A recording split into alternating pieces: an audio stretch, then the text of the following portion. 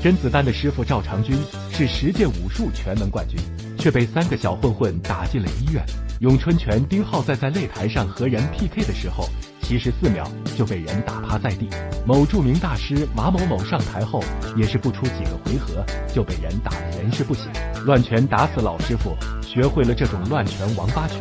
似乎比学武术还有用，真是这样吗？传统武术大师何许人也？首先我们来说，武术是一个很大的范围，一般现在提及的武术基本就是传统武术和现代搏击2种。那么现在的传统武术基本都是以套路为准的，乱拳打死老师傅，这里的老师傅多数也指传统武术而言，那些看着很厉害，仙风道骨世外高人，说起武学来滔滔不绝，但实际一上手却打不过现在搏击的老师傅，他们真的是徒有虚名了。掌门人某某拳几代传人都是自封的，从最初的打猎上战场杀敌，到后来的江湖卖艺侠客保镖武学，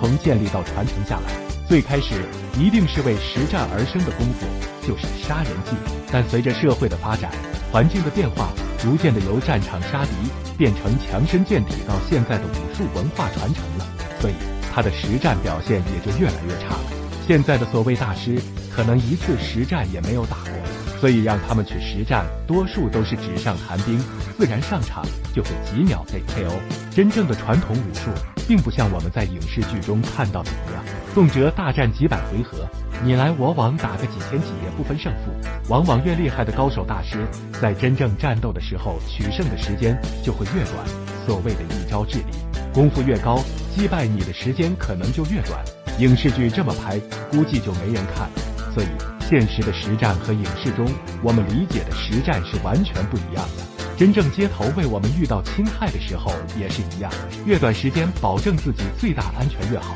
但传承到今天的武术，包括我本人也是练武术的，估计很少有人能看到这种真正的传武实战吧。传武的技巧多数都是打击要害，这才能达到一招制敌的作用。现在如果你真的在街头冲突中一招制敌了，怕是对方就要笑着选车了。2. 现代搏击，乱拳打死老师傅中的乱拳指，毫无章法的王八拳，胡乱冲撞，不顾后果的抡拳、劈腿，这样的拳法如果交付在散打搏击的老师傅身上，估计是没什么用的。因为散打搏击在练的时候注重的就是抗击打反应，速度出拳，速度出腿，速度。你这样胡乱的冲击过来，对方可能一个侧踢就把你阻击住了。所以对于练习现代搏击的人来说，如果他体力上不出现太大问题的话，一般的街头小混混是没有办法乱拳打死老师傅的。比如我们随便举个例子，泰森、方便、一龙、张伟丽这些经常打擂台的高手，3、5个小混混，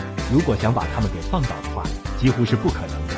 3. 街头小混混，不要小看了这个群体混混的嚣张程度，是绝对颠覆你的认知的。因为出来混社会基本上都是有一些家底的，我讨厌你这个人，你这个人让我不爽了，我就把你打骨折重伤，事后他们可以疏通关系再赔钱。对于这些黑恶势力来讲，赔个几万几十万可能不算什么，但是你惹了小混混，他们把你打残了，你的后半生就要在轮椅上度过，这样的话我们就是得不偿失的。一般他们打了人之后会做2个动作，第一，去医院验伤，证明我们俩是互殴，2个人互殴的情况下，我赔你几十万。对于一个你底层打拼的工人或一个农村孩子来说，要不1分钱拿不到，要么能得到一笔赔偿金，你想大多数人会选择哪一个？第2，如果你硬是要打官司的话，这个时候混混在找人出来吓唬你一样，找个律师告诉你打官司20万官司费，你都掏不起时间，你都等不起，而他们有都是时间陪你玩，最后对方也验伤了，可能验出的结果比你还严重。而你现在坐在轮椅上，给你60万和解，你不同意基本也得同意了。所以一旦这个小混混家底比较殷实，打架又不顾一切后果，挥起乱拳，挥起桌椅板凳就朝你招呼来的时候，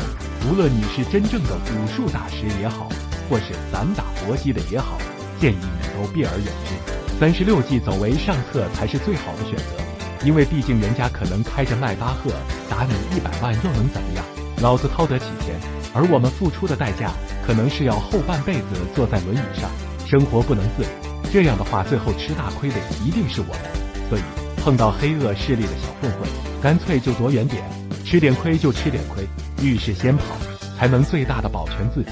4危险就在身边，提升安全意识很重要。无论你喜欢传统武术也好，喜欢现代搏击也好，信不信乱拳打死老师傅也好，我们一定要记住，经常锻炼，提升自己的身体素质和安全意识，这2点至关重要。提升身体素质，至少保证我们在遇到危险的时候，靠着身体上的强壮，防御也好，逃跑也好，都能不吃亏。天天躺在沙发上玩手机，四肢都躺退化了，你想在遇到危险的时候跑出100米冠军的水平，你觉得可能吗？提升安全意识，是我们从根本上避免危险的发生。例如别人推搡你，或者别人辱骂你，能不动手，我们还是不动手，吃点亏就吃点亏，毕竟我们可以最大程度地保证自己的安全。